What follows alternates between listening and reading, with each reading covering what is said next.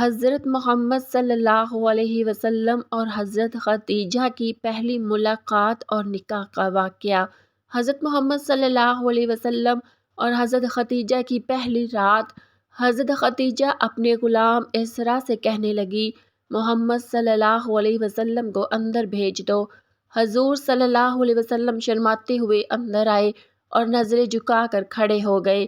حضرت خدیجہ نے پہلی بار محمد صلی اللہ علیہ وسلم کا چہرہ دیکھا تو بے اختیار کہہ اٹھی، بسم اللہ الرحمن الرحیم۔ حضرت خدیجہ عام طور پر رات کے وقت اپنی سہیلیوں کے ساتھ کعبہ کے طواف کرنے جایا کرتی تھی۔ ایک رات جب وہ طواف کعبہ کے لیے گئی اور طواف مکمل کر کے کعبہ کے دروازے کے سامنے کھڑی ہو کر اپنے رب سے راز و نیاز میں مصروف ہوئی تو نصف شب کو گھر واپس آئی۔ بستر پر لیٹتے ہی سو گئی۔ خواب میں انہوں نے دیکھا کہ سورج ایک انسان کی شکل میں مکہ کے آسمان سے طلوع ہو کر آہستہ آہستہ ان کے گھر کی طرف آ رہا ہے۔ جب سورج ان کے گھر میں داخل ہوا تو وہیں رک گیا اور ساری دنیا میں نور پھیل گیا۔ لوگ جوک در جوک اس سورج کو دیکھنے کے لیے ان کے گھر آنے لگے۔ جب آپ بیدار ہوئی تو نیند دوبارہ نہ آ سکی، کیونکہ آپ جانتی تھی کہ یہ کوئی عام خواب نہیں ہے۔ صبح ہوتے ہی حضرت خدیجہ رضی اللہ تعالیٰ عنہا اپنے چچا زاد بھائی ورقہ بن نوفل کے گھر گئی اور خواب بیان کیا۔ جب حضرت خدیجہ رضی اللہ تعالیٰ عنہا نے خواب سنایا تو ورقہ بن نوفل مسکرائے اور کہا، اے میرے چچا زاد بہن، اگر تمہارا خواب سچا ہے تو نور نبوت تمہارے گھر آئے گا اور تمہارا گھر پوری دنیا کے لیے روشنی کا مرکز بنے گا۔ ورقہ بن نوفل جزیرۃ العرب کے مشہور دانا اور اللہ پرست راہب تھے۔ انہیں آسمانی کتابوں کا علم تھا۔ وہ دور جاہلیت میں ان چند لوگوں میں شامل تھے جو بتوں کی پرستش سے انکار کر کے توحید پر قائم ہو چکے تھے۔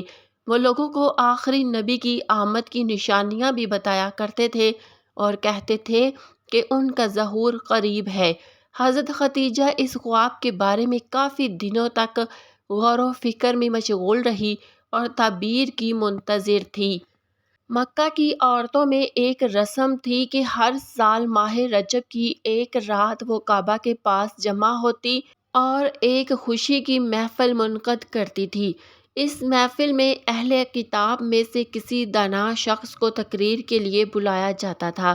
ایک رات جب حضرت خدیجہ اس محفل میں پہنچی تو ایک یہودی عالم تقریر کر رہا تھا۔ اسی دوران حضرت محمد صلی اللہ علیہ وسلم کعبہ کے قریب سے گزرے۔ یہودی عالم کی نظر جب آپ صلی اللہ علیہ وسلم پر پڑی تو وہ تقریر روک کر بولا، اے قریش کی عورتوں، جو نوجوان ابھی یہاں سے گزرا ہے وہی آنے والے زمانے کا آخری نبی ہوگا۔ تم میں سے جو بھی اس کے ساتھ نکاح کر سکتی ہے وہ دیر نہ کرے۔ یہ بات سن کر عورتوں میں چامگوئیاں شروع ہو گئی۔ کچھ نے ہنسی اڑائی، کچھ نے مذاق کیا اور کچھ نے اسے برا بھلا کہا، مگر حضرت خدیجہ رضی اللہ تعالیٰ عنہا گھر آ کر اس بات پر مزید غور کرنے لگی۔ اگلے دن حضرت خدیجہ نے اس یہودی عالم کو بلایا اور اس سے پوچھا، آپ کو کیسے یقین ہوا کہ محمد صلی اللہ علیہ وسلم اللہ کے نبی ہیں؟ اس نے جواب دیا، میں نے ان کی صفات تورات میں پڑھی ہے۔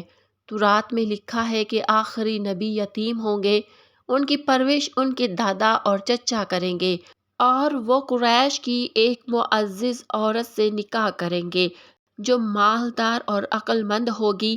اس کے بعد اس یہودی دانا نے کچھ اشعار پڑھے اور جاتے ہوئے حضرت خدیجہ سے کہا، محمد صلی اللہ علیہ وسلم کو مت کھونا، ان سے نکاح میں دنیا اور آخرت دونوں کی بھلائی ہے۔ تجارتی سفر کا واقعہ۔ جب رسول اللہ صلی اللہ علیہ وسلم کی عمر 25 برس ہوئی تو مکہ میں قحط کا دور تھا۔ چچا ابو طالب نے فرمایا، میرے بھتیجے، میں چاہتا ہوں کہ تم شادی کر لو تاکہ میں دنیا سے اطمینان سے رخصت ہو سکوں، لیکن میرے حالات اجازت نہیں دیتے۔ تم قریش کے تجارتی قافلے کے ساتھ شام چلے جاؤ، خدیجہ بنت خویلد تمہیں مال دیں گی۔ حضرت خدیجہ رضی اللہ تعالیٰ عنہا تک رسول اللہ صلی اللہ علیہ وسلم کی سچائی اور امانت کی خبریں پہنچ چکی تھی، چنانچہ انہوں نے آپ صلی اللہ علیہ وآلہ وسلم کو تجارتی سفر کی پیشکش کی اور فرمایا، جتنا معاوضہ میں دوسروں کو دیتی ہوں تمہیں اس سے دگنا دوں گی۔ آپ صلی اللہ علیہ وآلہ وسلم نے یہ پیشکش قبول کی اور حضرت خدیجہ کے غلام میسرہ کے ساتھ شام روانہ ہو گئے۔ سفر کے دوران کے معجزات۔ ایک راہب نستورہ نے آپ صلی اللہ علیہ وآلہ وسلم میں نبوت کی نشانیاں دیکھ کر کہا، یہی وہ نبی ہے جس کا ہمیں انتظار ہے۔ ایک شخص نے آپ صلی اللہ علیہ وسلم سے لات و عزیٰ کی قسم کھانے کو کہا تو آپ صلی اللہ علیہ وسلم نے فرمایا، میں ان کی کبھی قسم نہیں کھاتا، میں ان سے منہ موڑتا ہوں۔ میسرہ نے دیکھا کہ سفر کے دوران ایک بادل آپ صلی اللہ علیہ وآلہ وسلم پر سایہ کیے ہوئے ہیں۔ واپسی پر حضرت خدیجہ نے اپنے مکان کی چھت سے یہ منظر دیکھا تو حیرت زدہ رہ گئی۔ جب میسرہ نے تمام واقعات سنائے تو وہ بہت متاثر ہوئی۔ نکاح کا پیغام اور شادی۔ حضرت خدیجہ نے اپنی سہیلی نفیسہ کے ذریعے نکاح کا پیغام آپ صلی اللہ علیہ وسلم کو بھیجا۔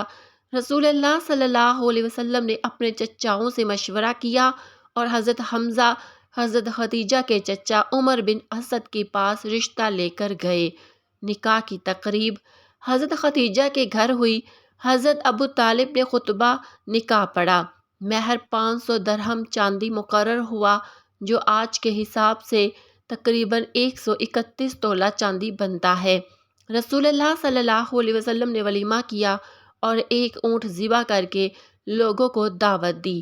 شادی کی پہلی رات حضرت خدیجہ ہم بستر نہ ہوئی، بلکہ پوری رات شکرانے کی نماز اور دعا میں مشغول رہی۔ مکہ کی وادی پرسکون تھی، ستارے چمک رہے تھے اور کعبہ کے گرد ہلکی روشنی پھیل رہی تھی۔ یہ صرف چراغوں کی نہیں بلکہ برکتوں اور دعاؤں کی روشنی تھی۔ آج مکہ میں ایک ایسا نکاح ہوا تھا جو قیامت تک روشنی کا مینار بننے والا تھا۔ صادق الامین محمد بن عبداللہ صلی اللہ علیہ وسلم اور قریش کی سب سے معزز خاتون حضرت خدیجہ کی شادی۔ حضرت خدیجہ تنہائی میں سوچ رہی تھی، زندگی نے مجھے سب کچھ دیا، دولت، عزت، شہرت، لیکن آج جو دل کا سکون ملا ہے وہ کبھی نہ ملا تھا۔ اسی دوران قدموں کی آہٹ ہوئی، دروازہ کھولا اور رسول اللہ صلی اللہ علیہ وآلہ وسلم داخل ہوئے۔ ان کے چہرے پر نور، آنکھوں میں حیا اور قدموں میں وقار تھا۔ حضرت خدیجہ نے نظریں اٹھا کر دیکھا تو دل کی دھڑکنیں تیز ہو گئی۔ وہ بار بار اللہ کا شکر ادا کرتی گئی، یا اللہ تیرا شکر ہے کہ تو نے مجھے اپنے سب سے محبوب بندے کا شریک حیات بنایا۔